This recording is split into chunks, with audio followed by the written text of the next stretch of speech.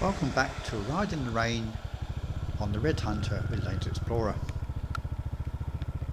A few of you have asked, what are these bikes like in wet? Well, I have to say, after this ride, unbelievably good. My concern about the meter was always that I was never confident riding on wet roads. And I'll put this down to the fact that I hadn't ridden in 40 years on a powered two-wheeler, but I've done a lot of cycling in the wet. And in the past, back in the 60s, 70s and 80s when I used to ride a lot, I always rode in the wet. And I was never really lacking in confidence then, so I just thought, oh, it's a passage of time, you know, you just got older and you're just not comfortable with it. But since I've had this Hunter, as soon as I got on it, I felt confident. And I've always had wet roads since I've had it, and that was on the back in end of December, middle of December, I think, 19th of December, yes. So I thought, right, get out and actually in the rain, and that will answer a few of the questions that you may have. Now, I know a lot of you live in parts of the world where you don't get a lot of rain, but we've had a huge amount of rain over these last 3 weeks, and this is no exception. So yeah, we've got some sort of tightest turns we've got to do, and on streaming wet roads, pouring with rain. The video quality, of course, isn't very good because rain's beating down on the camera lens. But you'll also notice that we don't have mirror stalks now on the Hunter. I've taken those standard mirrors off because I couldn't see terribly well behind me, as I mentioned in an earlier video. And I fitted the Royal Enfield bar end mirrors, and oh, they're just chalk and cheese. They're brilliant. So I highly recommend the genuine Royal Enfield mirrors. They are expensive. In the UK from Hitchcock, so it costs me, with postage, it costs me £186, whatever that is in euros, and other currencies, I have no idea. But I believe they are available on eBay from India at a lower price, although if you're ordering in the UK, maybe you've got to pay import duties. Perhaps that's true elsewhere. Anyway, by the by, as you can see, it's a nice clear view now. I prefer this to seeing mirror stalks sticking up. It's a very simple job fitting the bar end mirrors, as long as you've got the two parts of it, the mirrors and the fitting kit. The fitting kit is essential.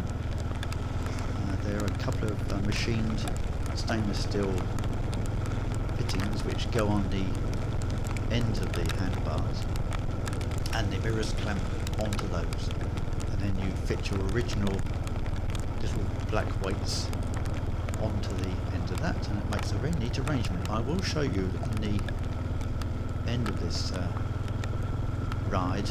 I park up and I'll show you how the mirrors look.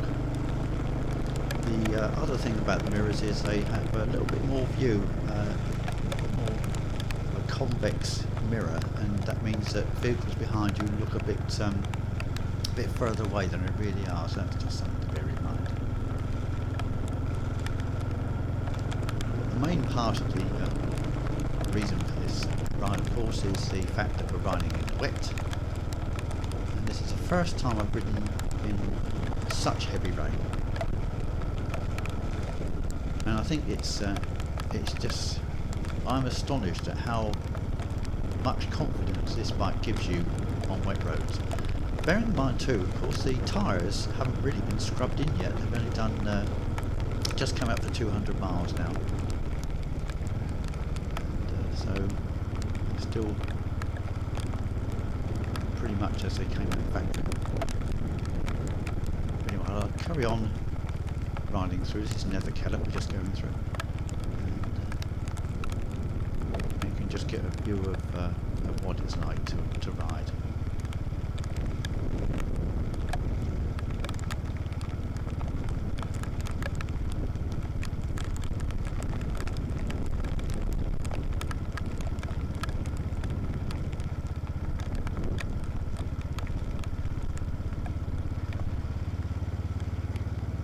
would I say there was anything else I wanted to do on the Hunter to make it a little bit nicer? No, I don't think there is. I can't imagine anything else. So apart from the mirrors, oh, and the crankcase shield.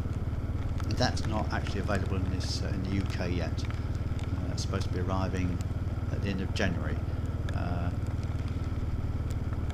That I think will be just give me a bit more confidence about anything hitting the crankcase itself. And I think also will look just a little bit nicer having a shield around that bottom end. But apart from that, no, that's it.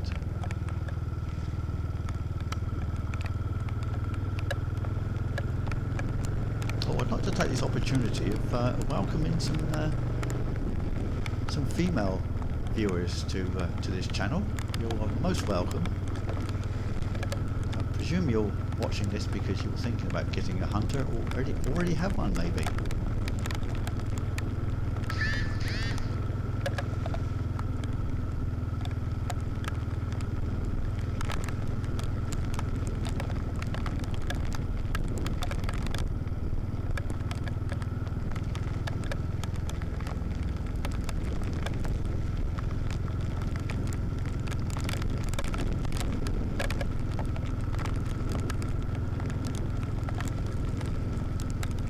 So I won't actually be doing any more videos in the rain.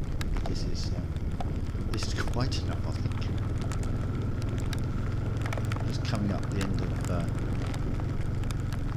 road. A few bumpy bits of bend. Actually, just one coming up here.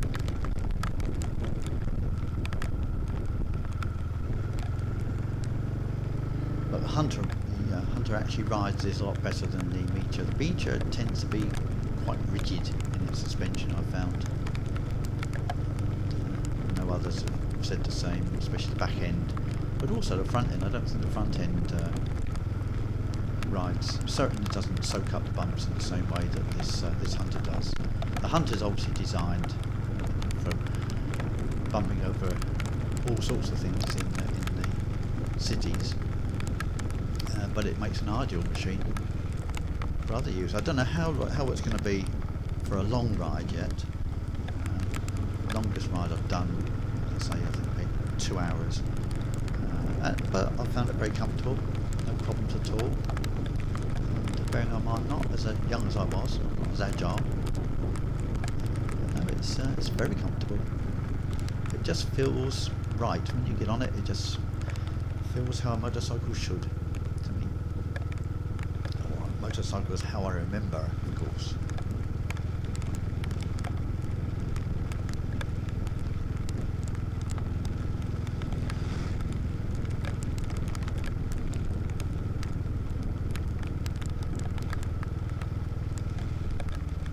Thank you too for the kind comments about how you prefer this riding view in the video.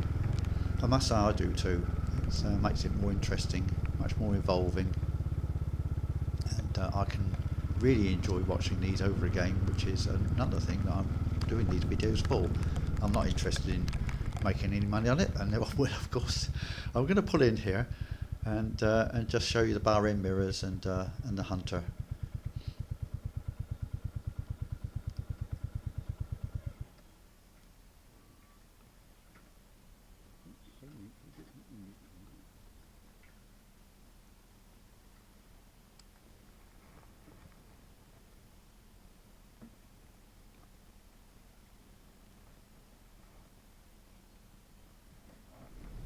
Right, here we are, bar end mirrors, pouring with rain.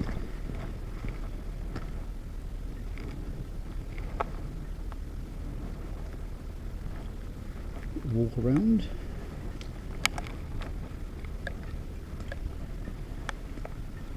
Here we are.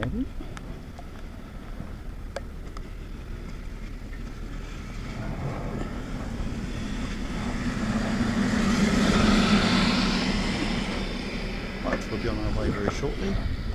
I hope these found this useful, and I hope to see you again in the future on another ride in the dry, I hope. See you soon.